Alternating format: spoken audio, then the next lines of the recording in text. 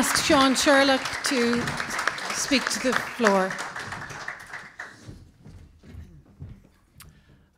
Gur míle maithagah as sucht an gcuire a bheith anseo livenacht gam le scéal tá mé géireach mo chuig géalga halamhú a rís, okay, so I apologise, I'm trying to regain my Irish again as we speak. I just want to thank Deputy Anne Ferris and Michael Conahan for nominating me. It is a great privilege to be here with you in Galway. In truth, it's a place I visit often, being as it is the city where I attended university and where I have, many close friends and family. I welcome the opportunity to come back tonight and address you as a candidate for Deputy Leader of the Labour Party. And it was during my time in Galway that I learned the value and integrity of hard work. I worked as a waiter in the Great Southern Hotel, as it was called then, in Eyre Square. I served the great, the good, and the not so good up at the Galway races. And I even footed turf abroad in Moycullen in Lough Bog. It was during my time studying sociology, politics, and economics in NUI Galway that my political formation as a social democrat was honed. I came to understand that which we may have lost sight of during the Celtic Tiger years and beyond into the crisis, that there is a fundamental difference between the economy of a nation and its society, and that the art of politics should be about structuring the balance of this relationship in favour of a healthy society. The immediate future of the Labour Party is, I believe, vested in this symbiotic relationship between the economy and a healthy, equal society. It is this principle to which the Labour Party committed when we decided to enter into government, and one that we have strived to implement. One of the key challenges that we have faced is how to effectively communicate our achievements in protecting the most vulnerable from the worst excesses of the recession. The question has become how to prove the negative. Well, how is this? I, for one, am proud that Labour stopped the implementation of a full Fine Gael manifesto to achieve the 3% deficit target by this year 2014. The extent of the measures required to accommodate that policy would have been savage to my mind, with 70% of that fiscal adjustment achieved through cuts in public expenditure. We have endeavoured to protect working families from what would have been a more devastating economic agenda, and this is what Labour did. And I am proud that we were able to introduce a minimum wage and maintain core social welfare payments for the most vulnerable in the midst of the collapse of our economy. This is what Labour did. I am proud that my own department brought forward legislation on collective bargaining, one of the most significant steps forward in labour relations since the foundation of the state. This is what Labour did.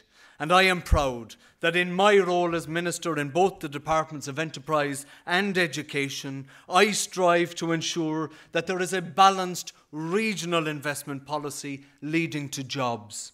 We are championing new investments into excellence research here in the west and northwest of the country, in areas such as medical devices, marine renewable energy, biotechnology and the digital economy, all areas of local expertise that will sustain jobs and lead to the creation of new companies. This is what Labour are doing. We are championing the social economy, and I believe that the ideas espoused by St. Columba's Credit Union, for instance, here in Galway, can act as a national exemplar, and this is what Labour are doing. As an opposition TD, I shared a floor with Michael D. Higgins. I learned many things from Michael D., not least of which, in his own words, that the reconnection of society, economy and ethics is a project we cannot postpone.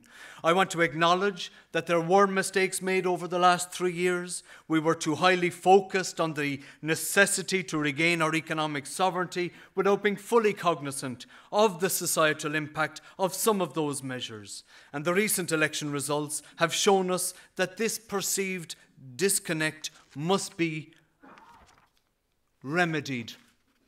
It also has to be acknowledged that as a government we were behind the curve on a number of fronts, from the treatment of the Garda whistleblowers, from the resignation of Alan Shatter, the medical cards debacle, to name but a few.